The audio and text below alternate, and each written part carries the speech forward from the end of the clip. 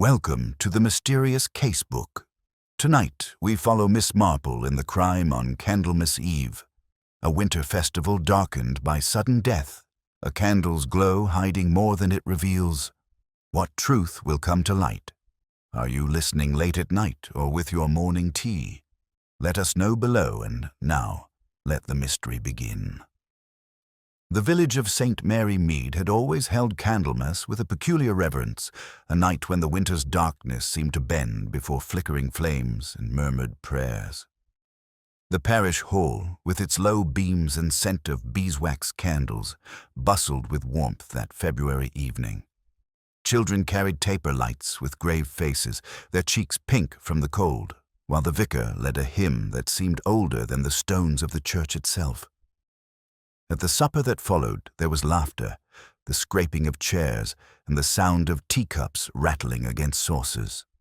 The tables were lined with diseased cake, pickled onions, cold ham, and jugs of cider. To a casual observer, it was the very image of harmony, neighbors breaking bread together, gossip softened by the glow of the candlelight. Yet beneath the cheerful chatter, small currents of unease ran unseen, like cracks beneath polished wood. Miss Jane Marple, seated a little apart, her knitting needles faintly clicking as though to punctuate the evening, noticed such currents. She always did. Mrs. Bantry, bustling at her side, whispered that Mr. Lancelot Graves had arrived looking pale as parchment, and that Mrs. Amelia Hartfield, widow of the late mill owner, was avoiding his eyes. Miss Marple gave a polite smile, her eyes resting briefly on the widow, who stirred her tea as if lost in thought. People betrayed themselves, she knew, not in what they declared, but in the tiny betrayals of hands, glances, and silences.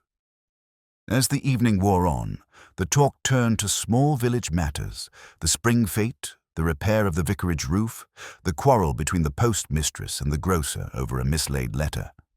Yet, as Miss Marple observed, there were certain names spoken too often, and certain others not at all.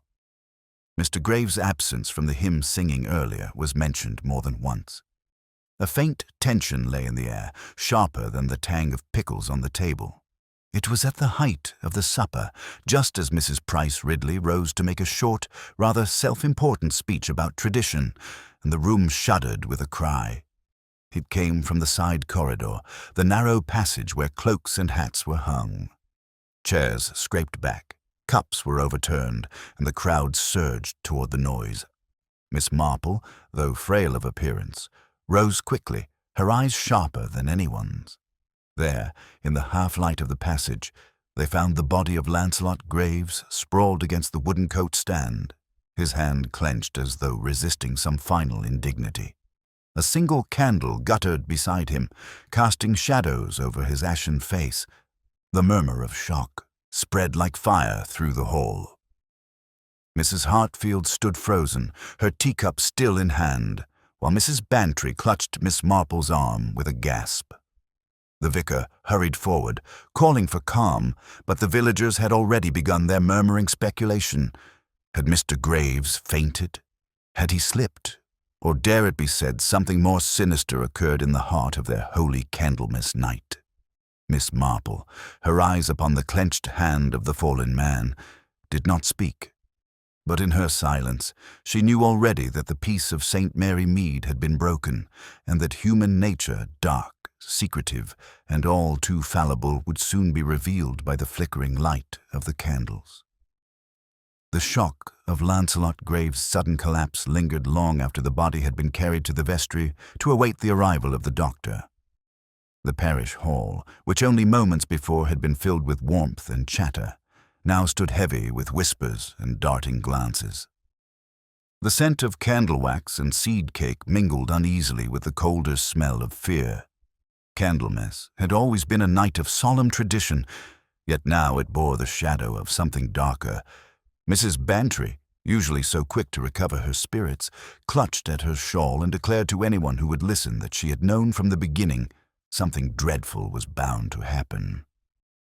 Mrs. Price Ridley, whose sense of propriety was always keenest when others faltered, insisted that the children be sent home at once and scolded the vicar for allowing such scenes to unfold in front of them. The vicar, looking pale and overburdened, attempted to usher the youngest parishioners away, but their wide-eyed expressions suggested that the sight of Mr. Graves would not soon be forgotten. The speculation began almost immediately. Mr. Polk, the local grocer, muttered in his booming voice that it was surely his heart. Always looked like a sickly fellow, didn't he? Thin as a beanpole. Nothing sinister about it. Just nature taking its course. Yet the words rang hollow, for everyone recalled the cry that had summoned them, a cry not of faintness, but of alarm. The hush that followed suggested that others, too, doubted the simple explanation. Mrs. Hartfield, standing apart, her lace handkerchief pressed to her lips, spoke only once, and then in a whisper I told him not to come this evening. It was a curious remark, so quietly uttered that it might have been overlooked, but Miss Marple, who never overlooked anything, tucked the sentence carefully away in her mind.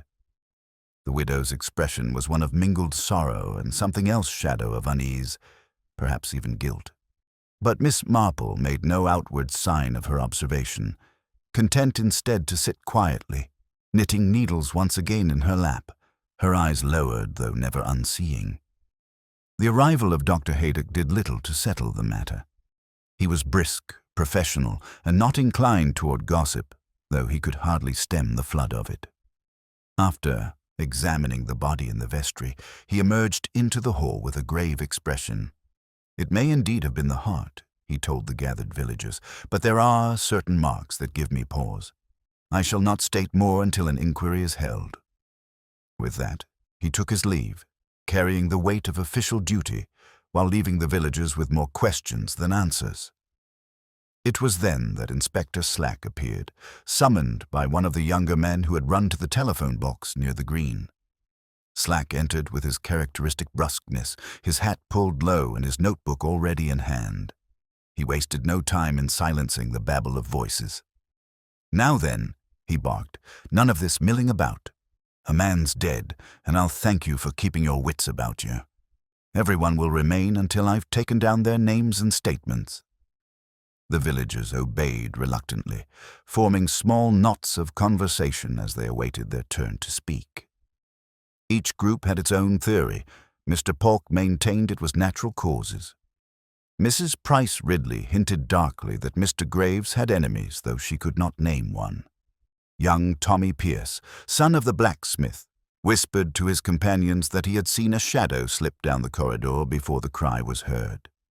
His tale was met with a mixture of disbelief and fear, but it spread nonetheless, gaining detail with each repetition until the shadow had grown into a cloaked figure with sinister intent. Miss Marple sat quietly through it all, her knitting needles moving with calm precision. To the casual observer, she seemed detached, even slightly absent. Yet in truth she was listening more keenly than anyone.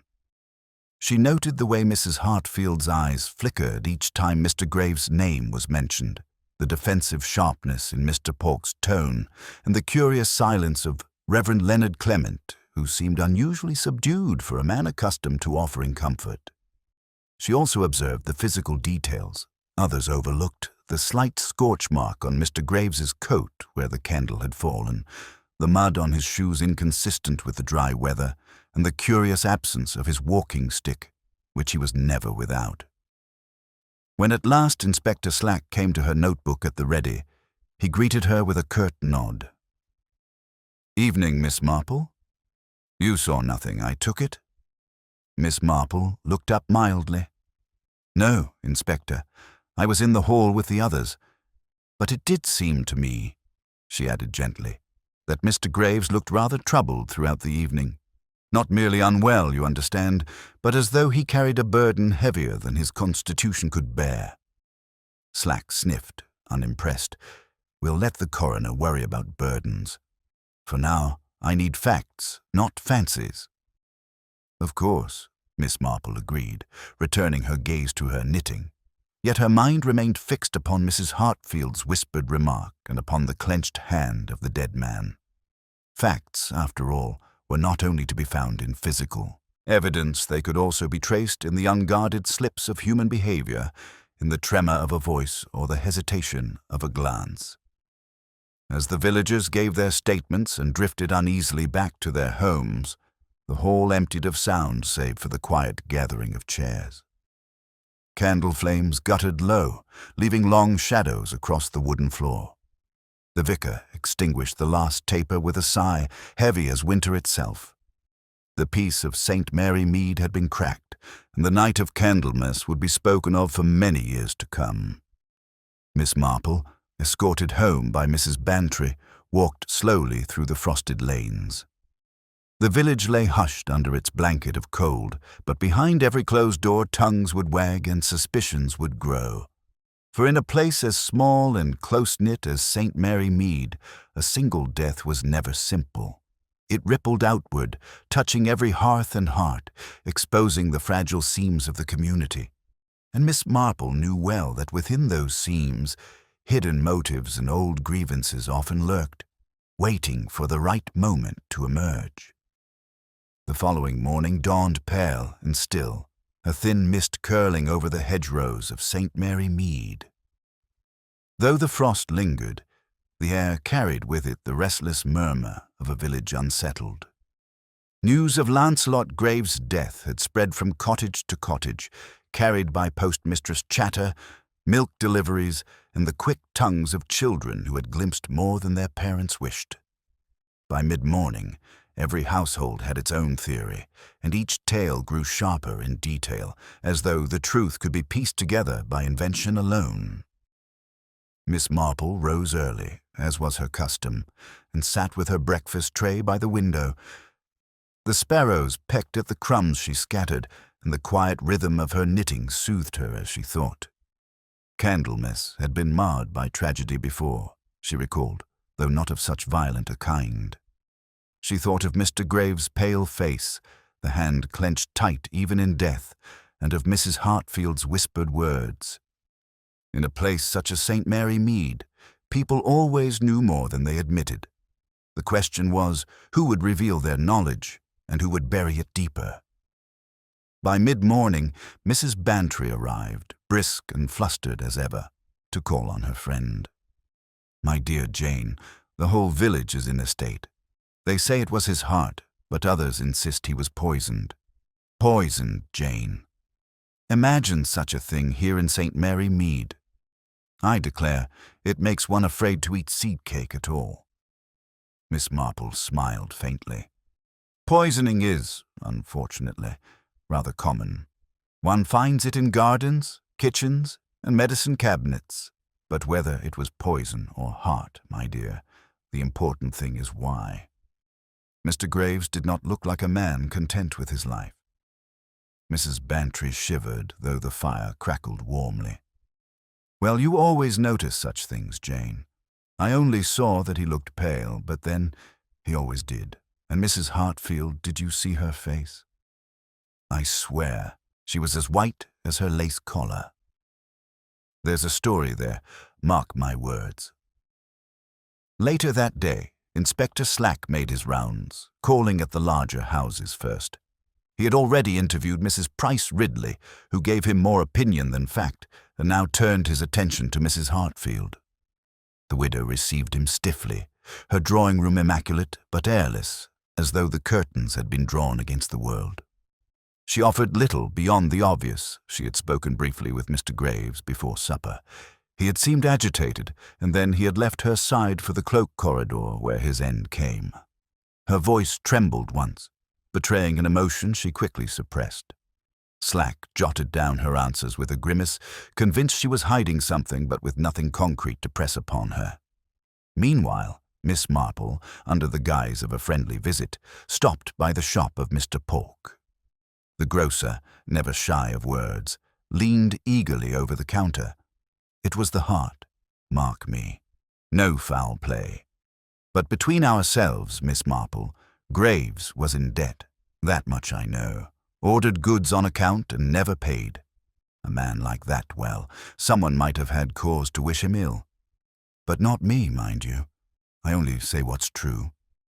Miss Marple nodded sympathetically, her eyes lingering on his hands, busy arranging tins on the shelf with more force than necessary. "Debts often trouble a man," she murmured. "They weigh heavier than some illnesses." And with that she took her leave, her knitting bag on her arm, and her mind quietly noting what had been said and, perhaps more importantly, what had not. At the vicarage, the Reverend Leonard Clement was visited in turn. Slack asked his questions bluntly, but the vicar seemed distracted, answering politely, yet without enthusiasm. When pressed, he admitted that Mr. Graves had confided some unease about a matter of conscience, though the vicar would not betray the details. "Pastoral duty," he explained firmly, closing the subject. Slack, irritated, left none the wiser. Miss Marple, however, upon later hearing this account from Mrs. Bantry, reflected that matters of conscience often concealed worldly troubles dressed in spiritual clothing. That afternoon, the coroner's preliminary report spread quickly.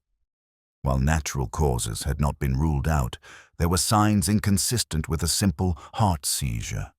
A trace of bitterness had been found upon the lips, suggestive of some ingested substance. Though not definitive, the whisper of poison grew stronger, and with it the collective imagination of the villagers. Each conversation in the lanes and shops seemed to return to the same refrain. Who would poison Lancelot Graves, and why? Miss Marple took a walk through the lanes as dusk fell, her slight figure moving slowly but with purpose. She greeted each passer-by kindly, listening more than speaking. She heard that Mr. Graves had quarreled with his landlord, that he had been seen in heated discussion with a man from this next village, and that he had written a letter he never sent. Each story was embroidered with detail, each teller convinced of their own truth. But Miss Marple knew that truth often hid within the quieter remarks, the pauses, and the inconsistencies. It was there she listened most closely. By evening, the village hall was once again alight, this time with the official inquest announced for the coming days. The villagers gathered, not for celebration, but for duty, their voices subdued, their eyes bright with curiosity and fear. Inspector Slack stood at the front, declaring firmly that every effort would be made to uncover the facts. He mentioned nothing of poison, yet the word hung unspoken in every mind. Miss Marple, sitting near the back, folded her knitting into her lap and allowed her gaze to wander over the assembled faces. She saw suspicion in some, anxiety in others, and the blank fear of those who simply wished the matter were forgotten. Yet she knew human nature too well to expect forgetting. A death like this carved itself deep into the fabric of village life, and sooner or later the truth would emerge, whether by inquiry or by the careless tongue of one who thought themselves safe. As she made her way home beneath the glimmer of lantern light, Miss Marple reflected that the investigation had only just begun. Already she could see the faint outline of motives forming, like the first strokes of a painter's brush. The question was which strokes belonged to truth and which were the embellishments of gossip. Time, patience, and careful observation would tell. And of those three, Miss Marple possessed more than enough. By the time the inquest was officially scheduled, speculation in St. Mary Mead had turned from whispered doubt to outright accusation. Villagers who had never dared speak ill of Lancelot Graves in life now felt curiously free to dissect his character in death. His debts, his aloof manner, his half-seen quarrels, all were rehearsed in drawing-rooms and parlors, each detail given a new shade of importance now that a crime seemed possible. It was not enough for him simply to have died. There had to be a reason, and a culprit who might be pointed out over teacups and whispered through garden hedges. Inspector Slack, for his part, wasted little time in fixing upon a suspect. Mrs. Amelia Hartfield, the widow, had been the last to see Mr. Graves alive, and her tremulous remark that she had advised him not to attend Candlemas gave his imagination ample fodder. He considered her refined but secretive, perhaps hiding a motive under her air of gentility. Slack, who liked matters clear and straightforward, announced to his constables that the widow was the one to watch. Her means, opportunity, and apparent closeness to the deceased all lent weight to his suspicions. When he called again at her house, he was brisk and impatient. "Mrs. Hartfield," he said, notebook in hand, "you claim you advised Mr. Graves not to come to the supper. Why? What made you say such a thing?" The widow, seated with her hands clasped tightly in her lap, raised her chin. "Because he was not well. He looked strained, drawn. I thought rest would serve him better. That is all, Inspector. And yet you went yourself." "I had promised to bring a dish for the table. In a village, Inspector, one's duties are not so easily put aside." Slack frowned, unconvinced, and pressed further. Had she quarrelled with Mr. Graves? Did he owe her money? Had there been any talk of marriage, perhaps soured by refusal? Mrs. Hartfield denied each question, though her answers grew shorter with each denial. To Slack's mind, her composure was damning to Miss Marple. Hearing of the interview later from Mrs. Bantry, it was only further proof that the inspector never understood the subtleties of human behavior. A woman in grief might well appear sharp and defensive if pressed too harshly. Meanwhile, another name surfaced among the villagers' chatter: Mr. Polk, the grocer. His muttered remarks about unpaid accounts had spread like wildfire. By the second day after the tragedy, half the village was convinced that Graves had owed him a significant sum. Some even whispered that Polk had threatened him. The grocer, when confronted by these rumors, blustered with indignation. "Threaten a man? Me? Nonsense! Yes, he owed me money, but I'd not poison him for it. I've had worse debts written off before. Besides, who'd be fool enough to do such a thing at a parish supper, with half the village watching?" Yet his protests only made the gossip flow more freely. Villagers liked a suspect who was rough of manner and outspoken, for it fitted their sense of drama. Mrs. Price Ridley declared she had always mistrusted Polk's heavy voice and quick temper. The postmistress claimed she had once seen him slam a crate down in a fit of rage. These trifles, harmless in ordinary times, now became evidence in the court of public opinion. Miss Marple, moving quietly between conversations, listened with her usual mild patience. She heard the eagerness with which people seized upon others' faults, the relish with which they turned a man's mannerisms into motives. She noted how Mrs. Hartfield's silence was condemned as guilty, while Mr. Polk's bluster was equally damning. Human nature, she reflected, was rarely charitable, especially when fear and curiosity were stirred together. To her eye, both widow and grocer might indeed have had cause, but cause alone was never enough. There were deeper patterns yet to be uncovered. That evening, at the Bantry's house, Miss Marple was invited for supper. Colonel Bantry, hearty and red-faced, declared that Slack was wasting his time with the widow. Always picks the easiest target, that man. Hartfield wouldn't harm a fly. Too delicate for it. Now, Pock, there's a fellow who could lose his head in a temper. I'd put money on it being him. Mrs. Bantry disagreed. "Nonsense, Arthur. Amelia Hartfield may look delicate, but you forget she's endured a hard widowhood. I dare say she's stronger than you think. And who knows what she and Graves discussed? Why there might have been secrets between them we've never guessed." Miss Marple sipped her tea and said very little. She had learned long ago that people revealed more when they believed themselves right than when they were questioned directly. Both Bantrys were quite certain of their theories, and their certainty itself was instructive.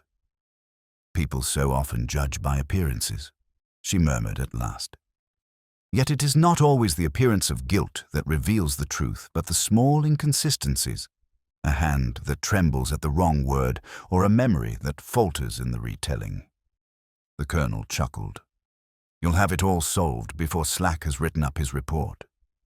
Miss Marple smiled faintly, but her eyes were thoughtful.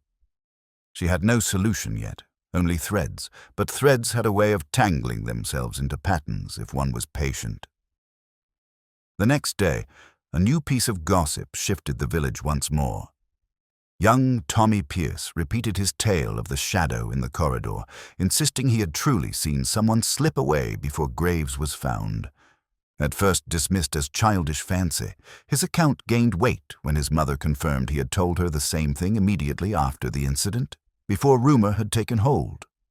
Who, then, had been in that corridor? If not Graves alone, then perhaps his death was no accident of heart or fortune. Inspector Slack seized upon the story eagerly, though it only complicated his certainty.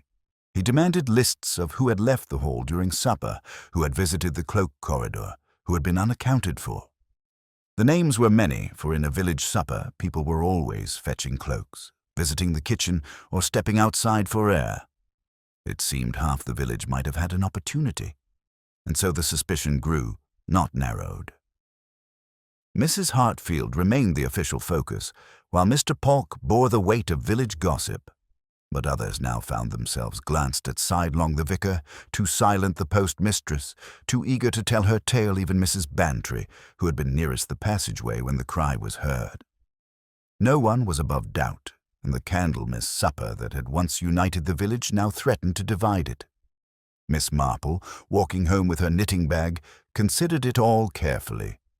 Suspects were necessary, of course, human imagination demanded them, but she had learned that the first suspects were rarely the right ones. They were too obvious, too convenient.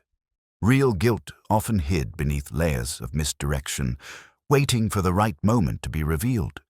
And so she waited, watching as the shadows of suspicion lengthened across St. Mary Mead.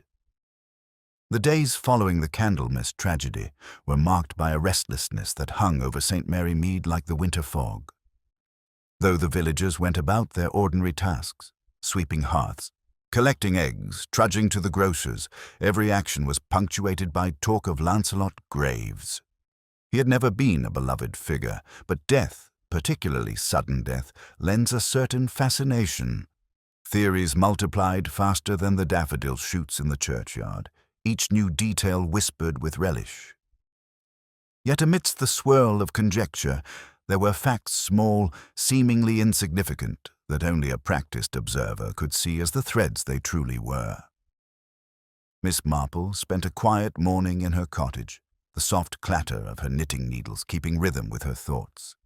She considered the first suspects, Hartfield and Polk, and how neatly they had been fitted into the village imagination. Too neatly, she thought. Human nature rarely presented its truths so obligingly. And then there was the business of young Tommy Pierce's shadow. Such stories from children were often dismissed, but Miss Marple knew better. Children, like the elderly, saw what others overlooked, unfiltered by self-interest or prejudice. Her reflections were interrupted by the arrival of the vicar's wife, Griselda Clement, all bustle and energy, cheeks pink from the cold. "Jane, you cannot imagine the strain Leonard is under. People are pestering him endlessly, as if he could divulge every confidence ever shared in the vestry. And Mrs. Price Ridley has been positively insufferable, hinting that Leonard knows more than he says. I tell him to ignore it, but you know how tender he is about duty." Miss Marple set down her knitting, her eyes bright. Poor Reverend Clement, he must feel the weight of it. "Did Mr. Graves ever confide in him, do you suppose?" Griselda sighed, tugging at her gloves. "Leonard refuses to speak of it naturally, but I can tell he is troubled. Something Mr. Graves said has lodged in his mind. He is restless at night, Jane, walking about when he thinks I'm asleep. I only wish this whole business were over." Miss Marple gave a gentle nod. "It is often so, my dear. The living carry the heavier burden, more so than the dead." Later that afternoon, Miss Marple ventured out for a walk. The lanes were damp and glistening from a brief thaw, and the hedges seemed to lean closer, as though they too whispered gossip. Passing near the hall where the supper had taken place, she paused. A few villagers were inside, tidying away the remnants of the feast that had so abruptly ended in disaster. Miss Marple, ever practical, offered her help, and, with her usual quiet efficiency, set about folding tablecloths and stacking chairs, It was while assisting in the cloak corridor that she noticed a small object tucked beneath the wooden coat stand where Graves had fallen. At first glance, it seemed nothing more than a scrap of cloth, but when she stooped and picked it up, she saw it was a torn fragment of lining, the kind found in the pocket of a man's coat. The fabric was fine, not of Graves's modest wardrobe, but rather of a quality one might associate with Mrs. Hartfield's late husband, or with the better suits of the professional men in the village. It smelled faintly of tobacco, a rich blend she recognized as favored by only a few. She folded the scrap into her handkerchief with the mild air of one wiping dust, and said nothing. To others it would have been overlooked, swept away with the crumbs and candle drippings. But Miss Marple had long believed that clues were rarely grand revelations. They were almost always the little things. A scrap of fabric, a forgotten word, a small slip of memory. These were the threads of truth. That evening, over tea with Mrs. Bantry, Miss Marple allowed the conversation to drift toward tobacco. "I often think," she said mildly, "that one can tell a good deal about a person from their choice of tobacco. Some prefer the harsher sorts, others a milder leaf. A distinctive scent clings, you know, even when one thinks it does not." Mrs. Bantry, never one to let a remark pass without comment, leaned forward eagerly. "You're thinking of someone, Jane. Don't deny it. I remember Colonel Melrose saying Mr. Graves never smoked at all.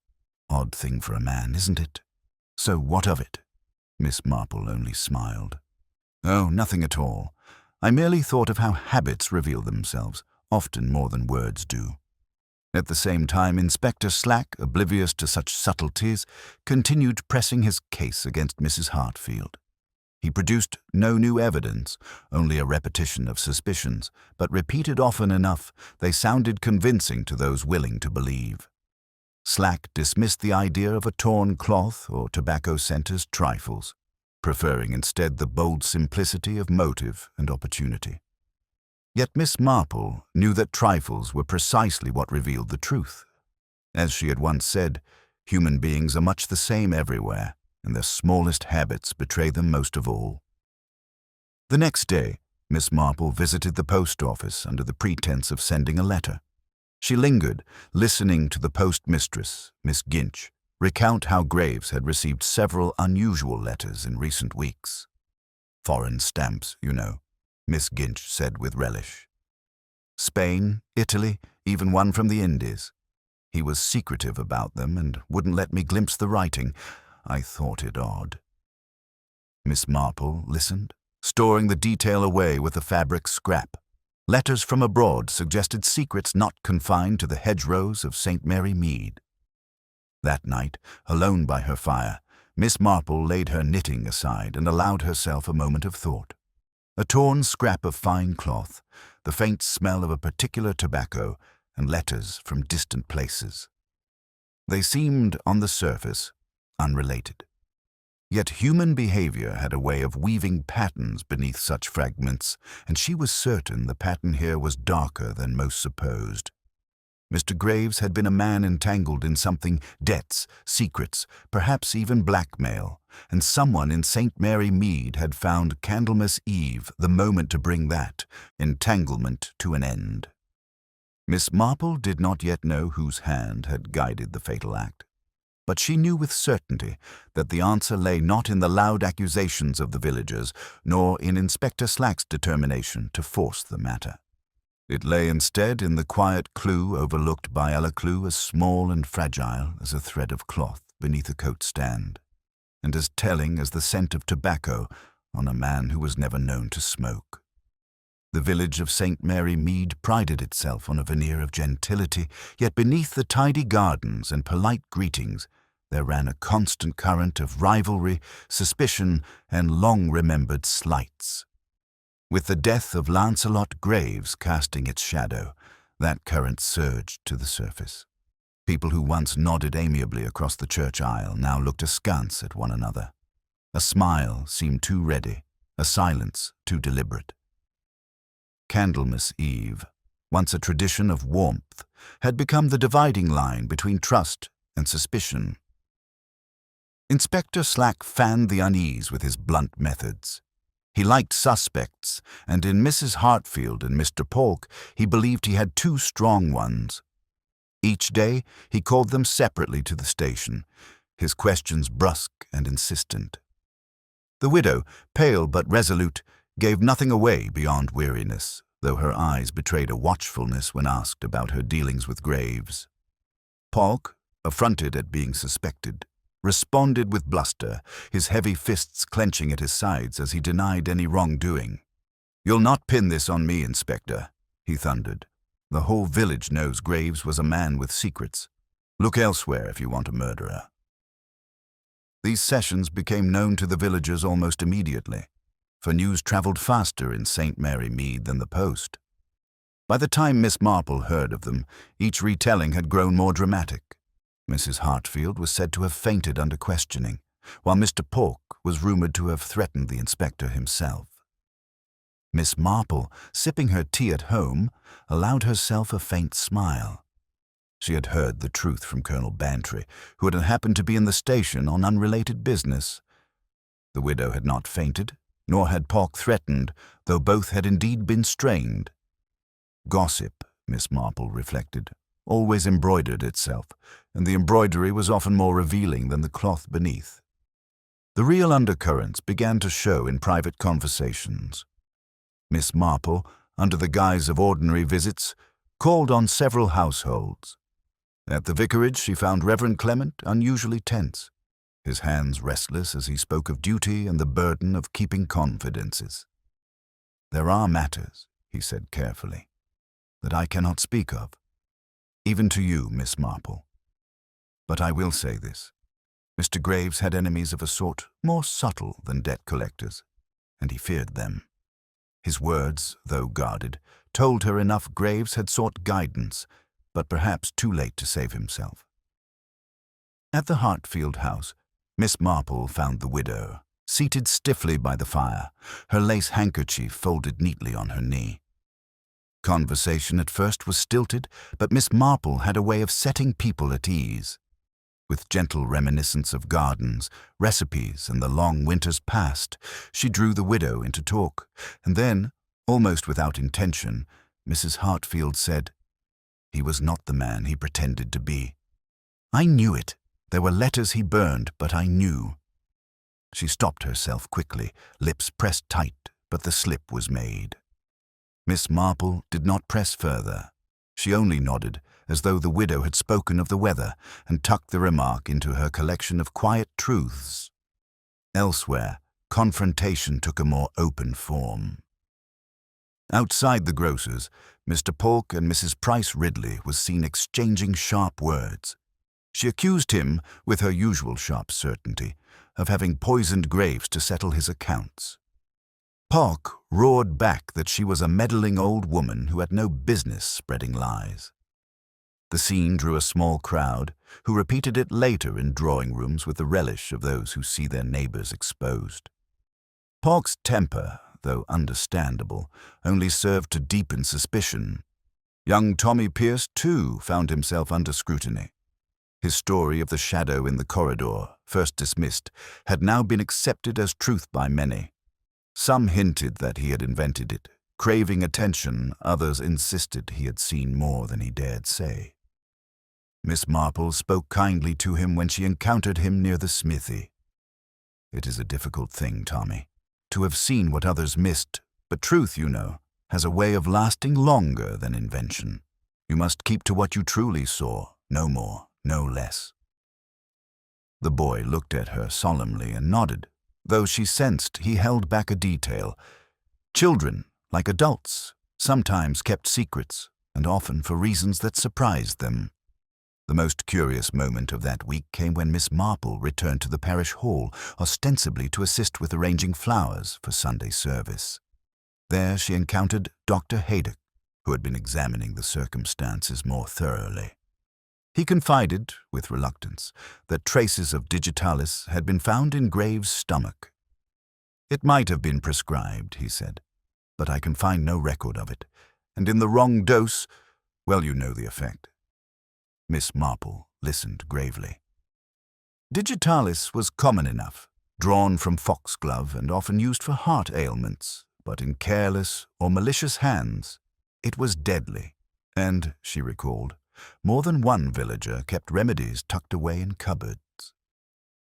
That evening, as she sat by her fire, Miss Marple allowed the week's fragments to arrange themselves in her mind. The torn cloth, the scent of tobacco, the mention of foreign letters, the widow's slip, the vicar's guarded words, the doctor's discovery of digitalize, all of them small in themselves, but each pointing toward hidden depths. The crime was no simple quarrel or accident. It was rooted in secrets, the kind villagers carried like stones in their pockets, weighing them down over years until one night, on Candlemas Eve, the weight had tipped too far. Yet Miss Marple did not hurry to conclusions. She knew well that secrets revealed themselves not in sudden confessions, but in the gradual pressure of circumstance.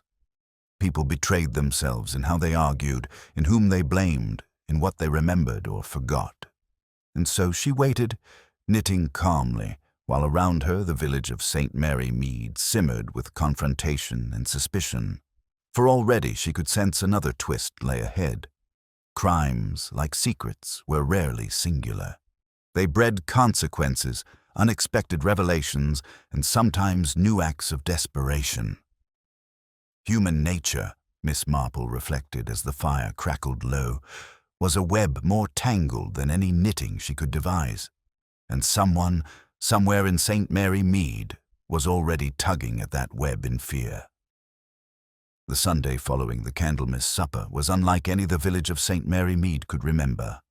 The church, usually a place of comfort, seemed hushed with an edge of fear, its stone walls pressing inward as the congregation sat stiffly in their pews. Reverend Clement delivered his sermon in his usual measured tones, but every word seemed weighed down by the shadow of Lancelot Graves' death. People listened distractedly, their minds not on scripture, but on the lingering question who among them had brought poison to their table. After the service, the churchyard became a place of murmured theories. Mrs. Price Ridley whispered loudly enough for all to hear that Mrs. Hartfield's black gloves looked suspiciously new. Mr. Pogg stood scowling near the gate, shoulders hunched against the sidelong glances cast his way. Mrs. Bantry, eager for news, made no attempt to lower her voice as she speculated about Graves's foreign letters. Even the children, shooed away to play, whispered about shadows and ghosts. The village, bound together by habit and proximity, was pulling itself apart thread by thread. It was in this atmosphere that the twist occurred. That afternoon, a cry went up from the Hartfield residence. Villagers rushed to see, and word spread quickly the widow had been found collapsed in her drawing room, pale and trembling, her tea tray overturned. Dr. Haydock was summoned at once, and though she was not dead, his expression was grim. "Poison," he declared quietly to the few gathered inside. "A small dose is enough to weaken her, but not to kill." Someone meant her a warning. The effect on the village was electric. If Mrs. Hartfield had been guilty, why would she now be a target? If innocent, then someone had tried to silence her. Whispers of conspiracy grew sharper. Some said she had poisoned herself to divert suspicion. Others murmured that Graves' enemies had turned their attention to her, believing she knew more than she admitted. Whatever the truth, the balance of suspicion shifted, and the village, already restless, erupted in fresh unease. Inspector Slack arrived in his usual brusque fashion, stomping mud from his boots as he entered the widow's home. "A fine business," he grumbled, notebook snapping open, as if one death weren't enough. "Now this. And don't tell me it's a coincidence. Someone's playing a clever game." He questioned Mrs. Hartfield while Dr. Haydock fussed at her side, but she offered little. "I drank my tea, Inspector, and then I felt faint. That is all I can say." Slack, dissatisfied, pressed her further, asking whether anyone had visited, whether she had received letters or calls. She shook her head, exhausted. Her pale face betrayed no deceit, only weariness. Outside, the crowd thickened and theories multiplied anew. Mr. Polk muttered that it was a trick, while Mrs. Price Ridley declared it a judgment from above. Colonel Bantry, shaking his head, told his wife that the matter was no longer about debts or private quarrels. It was becoming something larger, something calculated. Mrs. Bantry, eyes wide, whispered to Miss Marple, "This proves Amelia is innocent, doesn't it? Surely she wouldn't poison herself." Miss Marple, standing quietly at her side, gave no answer. Her gaze lingered on the tea tray being carried away by the constable, and her mind turned over the memory of Graves' clenched hand, the torn fabric, the faint smell of tobacco. Patterns were beginning to shift, but not yet into clarity. That evening, the atmosphere in the village was one of nervousness. Lamps glowed in the windows, but curtains twitched constantly as neighbors watched. At the Blue Boar Inn, voices rose with speculation.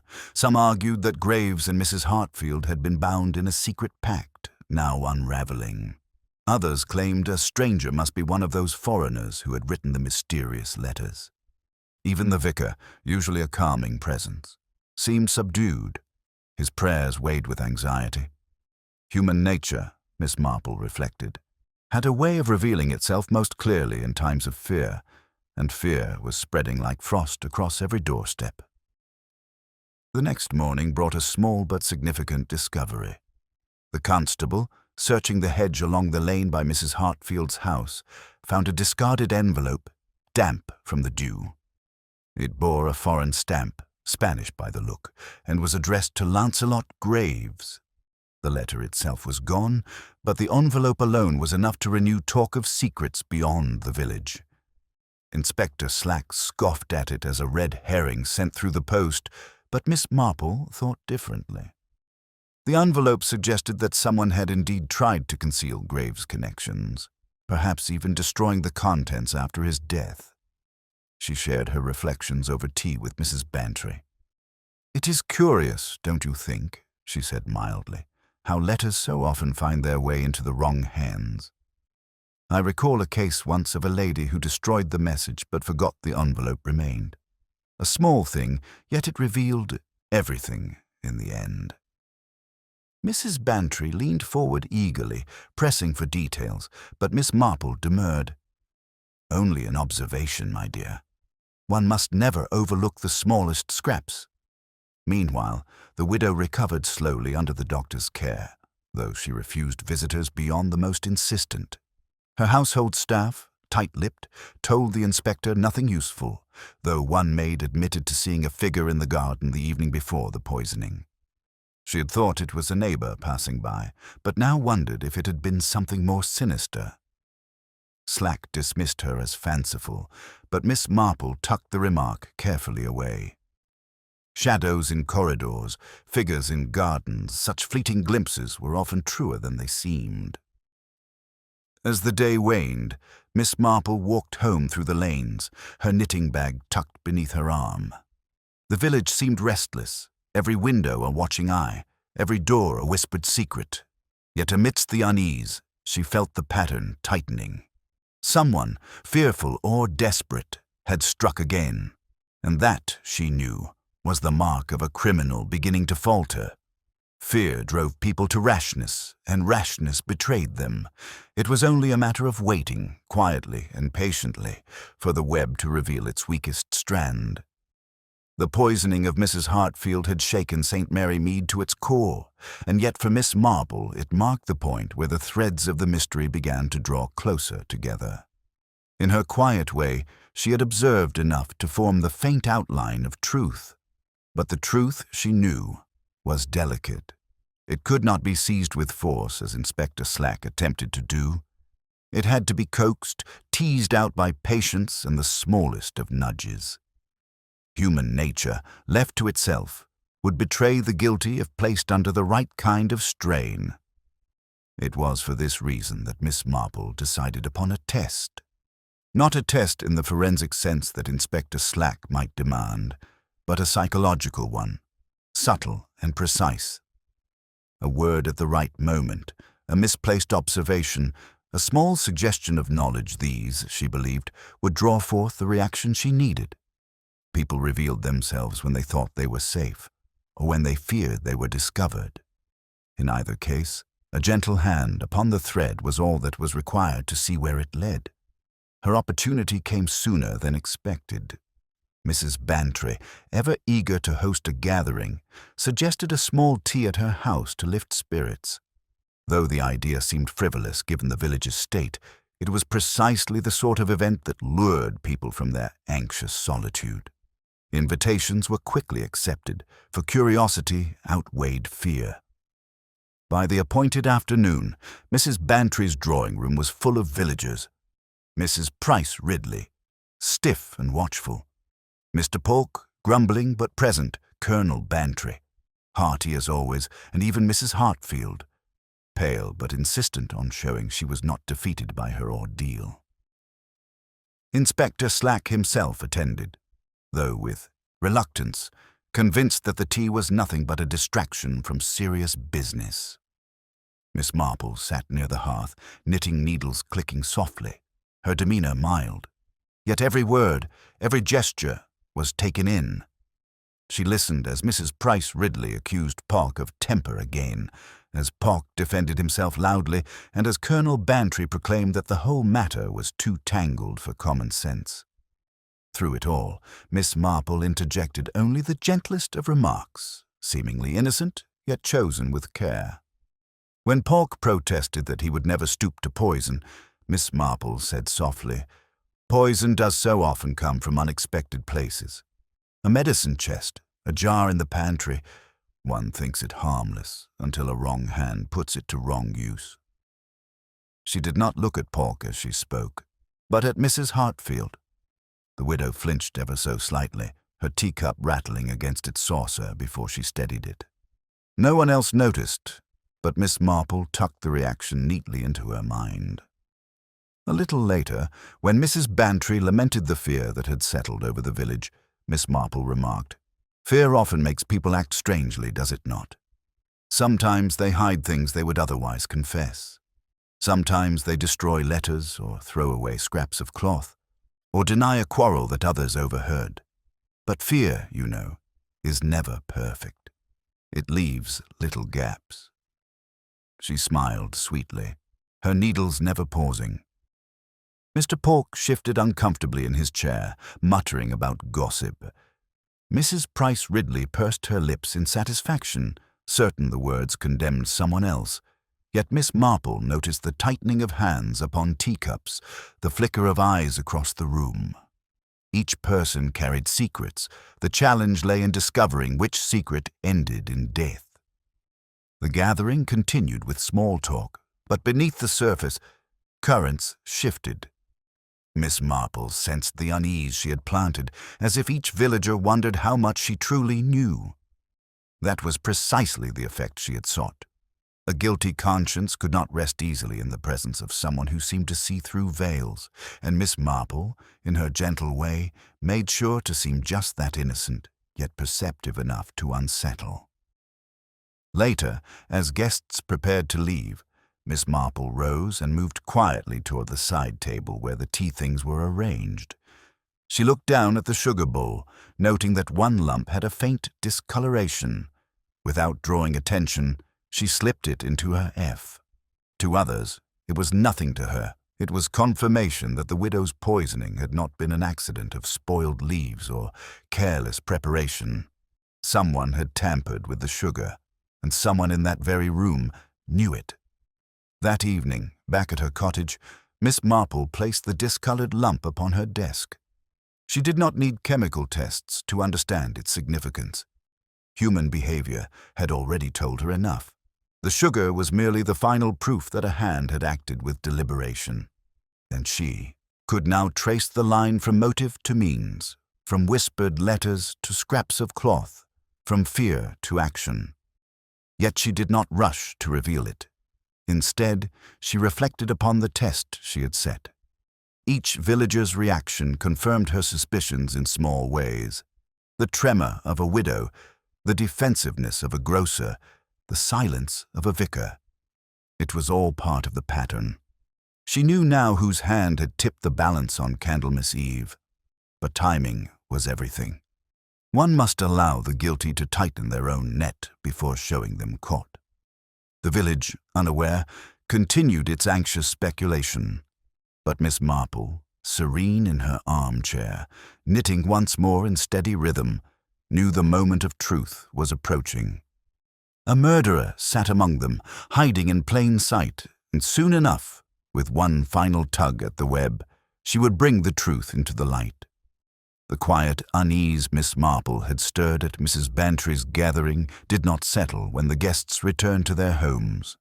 If anything, it grew stronger, spreading through St. Mary Mead like a chill wind.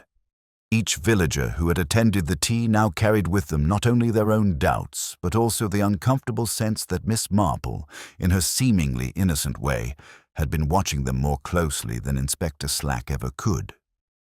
It was one thing to be questioned by the inspector, brusque and blunt, but another to feel the unspoken scrutiny of the village's elderly spinster, who asked so little yet seemed to understand so much.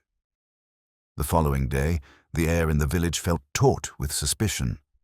Mrs. Price Ridley wasted no time in declaring to anyone who would listen that Mrs. Hartfield's trembling at the tea was proof of her guilt.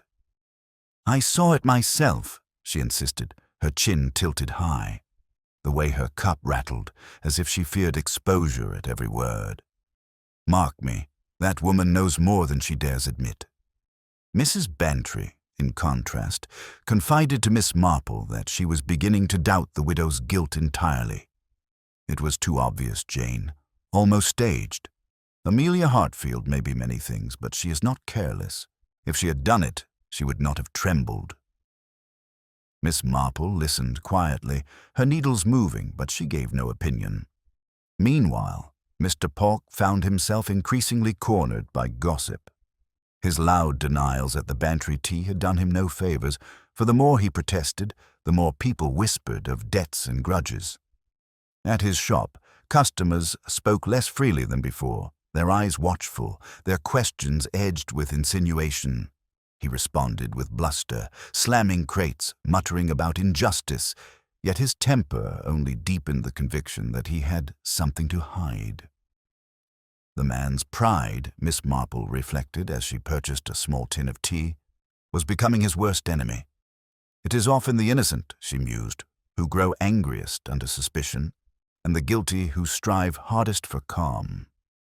Inspector Slack, unaware of such subtleties, continued his campaign with dogged determination. He called once more upon the widow, pressing her about letters, acquaintances, and any possible quarrels with Graves. When she denied knowledge, Slack accused her of evasiveness. She bore the interrogation with a stoic dignity that infuriated him further. Later, Slack confided to Colonel Bantry that he was certain she was guilty, though he lacked the final piece of evidence. "It's only a matter of time," he said, tapping his notebook. "No one else had a reason. It was her, and I'll prove it." Colonel Bantry, though respectful, repeated Slack's words to his wife with a roll of his eyes. "That fellow sees guilt where it suits him. I'd wager Jane has the matter clearer already than Slack will ever have." Even Reverend Clement, who had tried to remain apart from speculation, found himself drawn in. Villagers came to him privately, confessing suspicions or seeking reassurance. He grew more strained with each conversation, until at last he admitted to Miss Marple during a walk in the churchyard, "I fear for the spirit of this village, Miss Marple. This business is dividing us in ways I never thought possible. Neighbors look on each other with mistrust, and every silence seems a lie. If the truth does not come soon, I fear we shall not easily mend." Miss Marple nodded, her gentle eyes reflecting the frosted light. "Truth always comes, Reverend, though sometimes only after much unkindness. It is the way of human nature to judge hastily and to forget mercies. But the truth itself, I think, will prove both simpler and sadder than most suspect." She did not elaborate, and the vicar, though troubled, let the matter rest. That evening brought another ripple of unrest. The constable, conducting his routine patrol, reported seeing a figure slipping away from the graveyard behind the church. When challenged, the figure fled, leaving only footprints in the frost. The discovery was enough to inflame the village anew. Some declared it proof that a guilty conscience had driven the culprit to the grave. Others whispered of clandestine meetings and secret letters buried with the dead. Theories multiplied with reckless ease, each one feeding the hunger for a culprit. Miss Marple heard of the incident the next morning while visiting the post office. Miss Ginch, ever eager to impart gossip, leaned across the counter with wide eyes. They say it was Pork himself. The constable swears the boots fit his tread. Imagine it, Miss Marple. Spying about the grave at night, no honest man does such a thing. Miss Marple, however, noted quietly that the constable had never actually seen the face. A figure fleeing in the mist could belong to many men. She also observed the way Miss Ginch's voice trembled with eagerness. Gossip, she thought, was less about truth than about satisfying the teller's longing to seem knowledgeable. By now the village was divided into factions. Some believed Mrs. Hartfield guilty, others pointed to Pork, and a few even dared whisper of Reverend Clement's hidden knowledge. Each theory was supported by scraps of evidence, by glances, by hearsay. And yet Miss Marple reflected as she sat by her fire that evening, the guilty person remained calmest of all. For in every gathering, every conversation, she had noted that one individual neither protested loudly nor trembled with fear. That calmness, she believed, was not innocence but calculation. It was the quiet of a spider sitting still while the web shook with panic around it. She leaned back, her knitting resting in her lap, and let her mind wander over the threads once more: the torn cloth, the scent of tobacco, the foreign envelope, the poisoned sugar lump. Each piece fitted into place with a curious inevitability, but still she did not speak. Not yet. To accuse too soon would only harden defenses, driving the guilty deeper into denial. No, she must wait for one more slip, one more revelation to expose the hand beyond doubt. The climax of suspicion had been reached. The village stood at its breaking point, each neighbor glancing at the other with mistrust, each whisper louder than the last. It was a dangerous moment, for fear can provoke rash actions, even from the innocent. Miss Marple knew that the time was coming to draw the net closed, but she also knew that patience remained her strongest ally. The truth, poised delicately on the edge of revelation, would soon fall into the open, and when it did, there would be no denying it. The morning of the inquest dawned grey and still, as though the village itself held its breath. The frost lay sharp on the hedgerows, and the church bell, when it tolled, seemed to echo with unusual gravity. Villagers filed toward the parish hall, their faces taut with anticipation.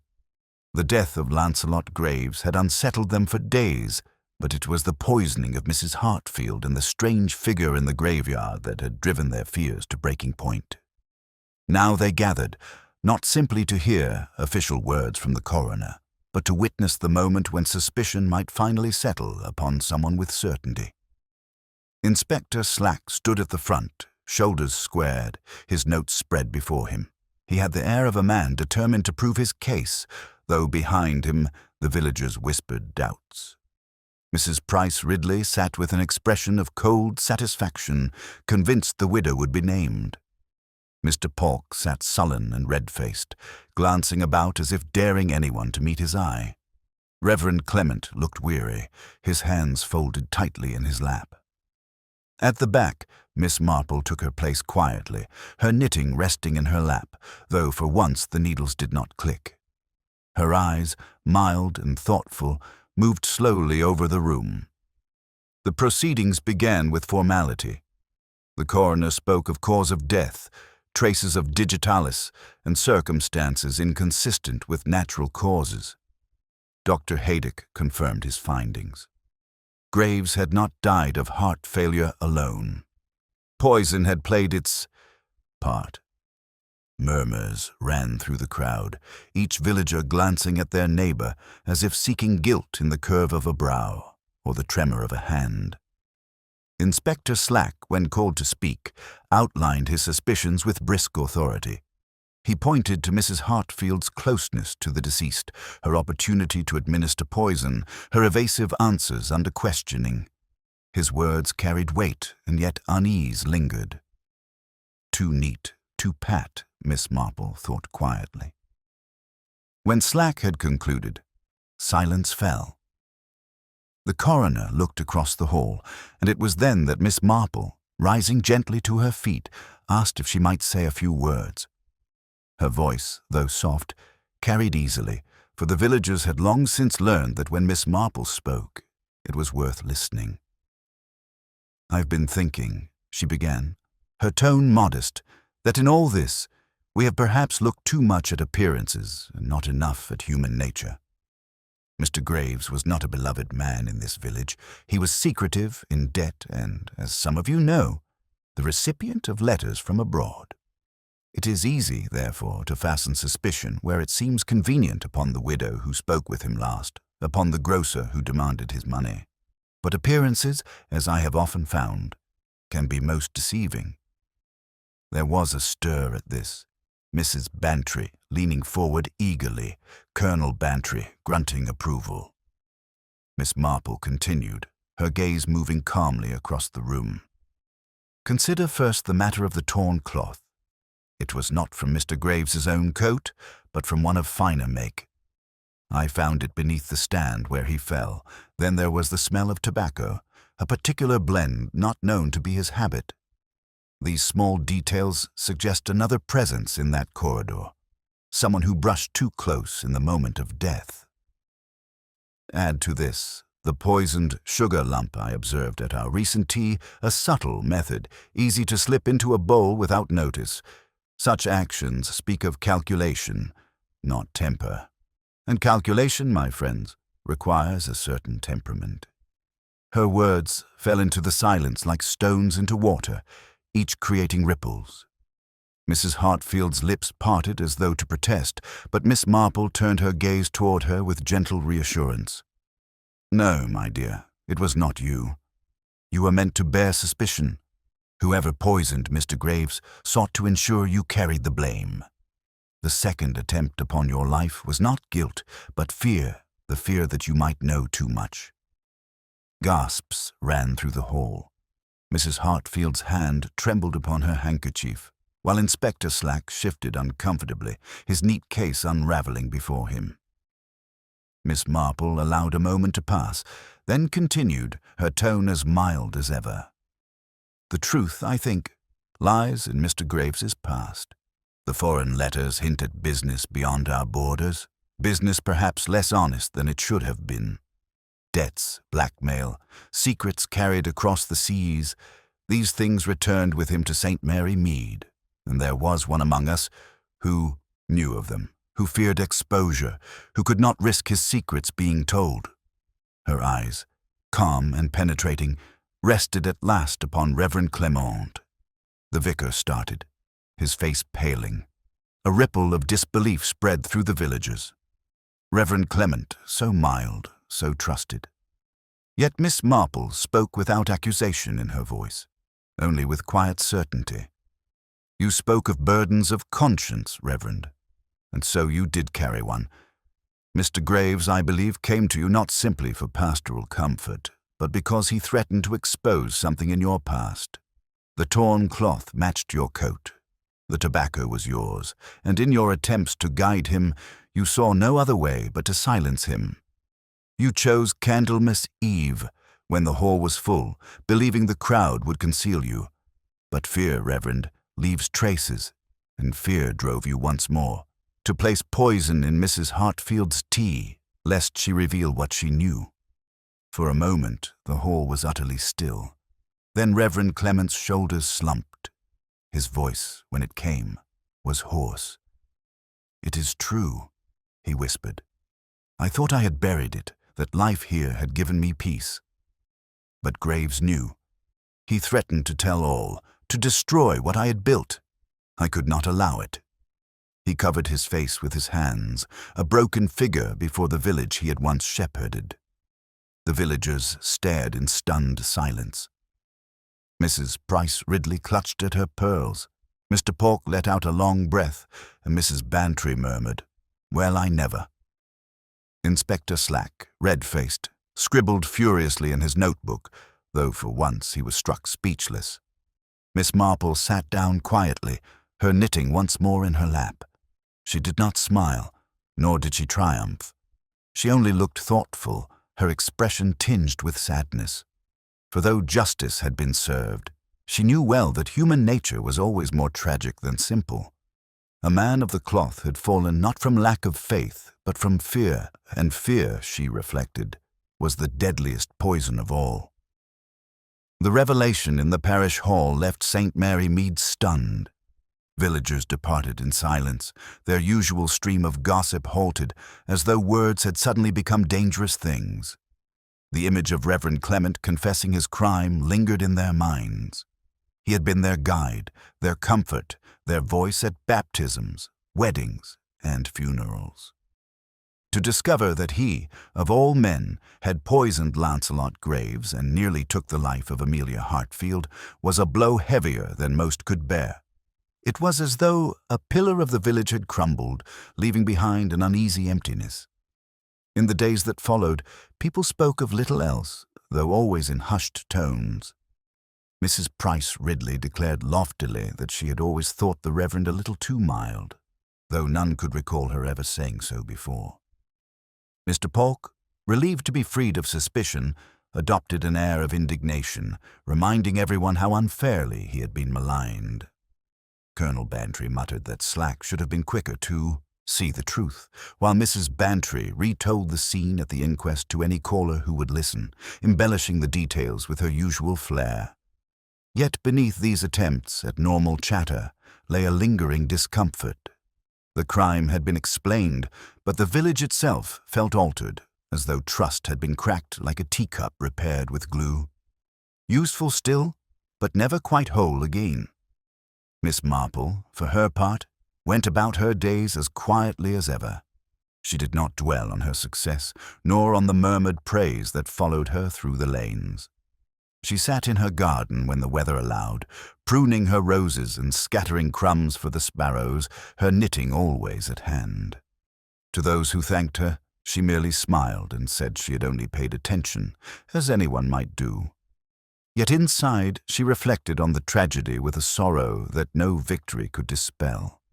She had long believed that human weakness, when pressed by fear, could lead to desperate acts. Reverend Clement had been no monster, but rather a man cornered by secrets he could not face. His crime was not born of hatred, but of dread, and that, Miss Marple knew, was the saddest cause of all. One afternoon, Mrs. Bantry visited with a basket of scones, eager to unburden herself. It makes one wonder, Jane, how well we ever know anyone. To think that all these years we greeted him after church, listened to his sermons, trusted his counsel, and all the while he carried such darkness.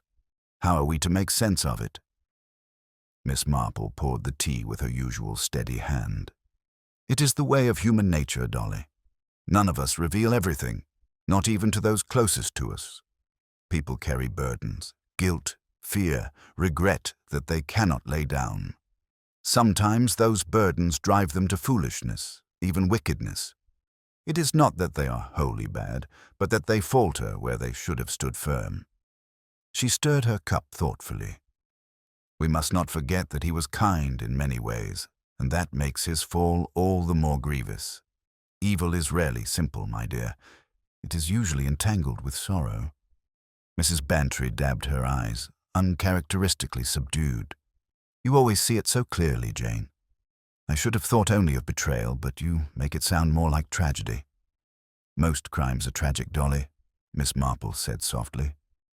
Tragic for the victim, of course, but also for the one who commits it. One cannot undo such acts. They stain a life forever. Word of the Reverend's arrest spread beyond the village, drawing visitors from nearby towns who came to gape at St. Mary Mead's scandal. The newspapers printed a few lines, though the story was treated as a curiosity rather than a sensation. To outsiders, it was merely another case of a respectable figure falling from grace. To the villagers, it was a wound that would take time to heal. Amelia Hartfield, recovering from her poisoning, withdrew into her house. She received few visitors, though she did send Miss Marple a note of thanks, written in a delicate hand that trembled slightly. She spoke of gratitude for being spared, of sorrow for the part she had unwillingly played in the matter, and of a wish to leave St. Mary Mead for a time. Miss Marple read the note with sympathy, knowing too well how eyes lingered on the widow when she walked in the lane, as though guilt clung to her still. Villages had long memories, and healing was slow where gossip thrived. Inspector Slack, though grudging in his praise, admitted privately to Colonel Bantry that Miss Marple had seen what he had missed. "Never thought much of old ladies' fancies," he grumbled, "but I'll say that she notices things the rest of us don't. A pity she isn't on the force. Would save us all a deal of bother." Colonel Bantry chuckled and replied that the force was hardly ready for Miss Marple's methods. She was far too clever for bureaucracy.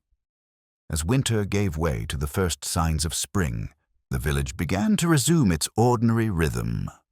Children played in the lanes once more. The postmistress chattered about letters rather than poison, and the church prepared for Easter without its familiar vicar.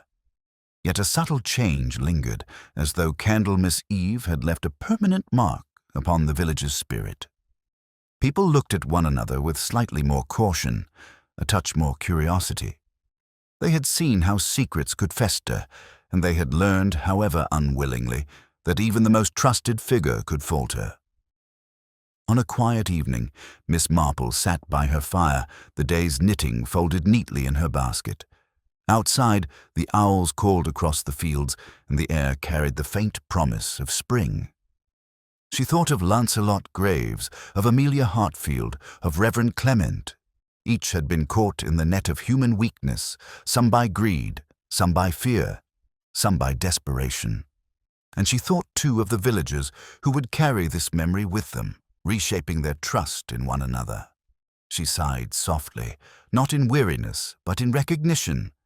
For all our hymns and traditions, she murmured to herself, people remain the same.